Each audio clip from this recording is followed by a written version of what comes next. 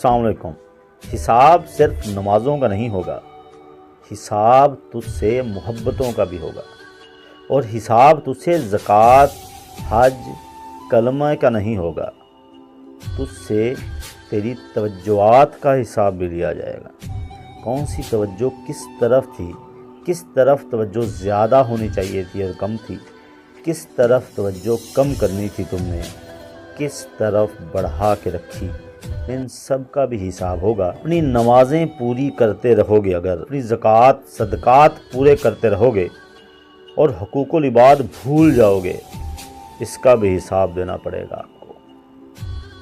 ये वो हिसाब है जो तुम्हारे दिल से लिया जाएगा, और जो काम तुमने दिल से किए होंगे या दिल में किसी के लिए बुग़्ज़ रखा होगा, दिल में किसी के लिए नफ़रत रखी होगी या दिल में किसी के लिए मोहब्बत होगी, उसका भी हिसाब देना पड़ेगा। जितने भी हिसाब हैं सब के लिए तैयार रहें, सबको बेहतर करने की कोशिश करते रहें, क्योंकि वहाँ सिर्फ हिसाब होगा, आपको दुरुस्त करने का मौका नहीं दिया जाएगा।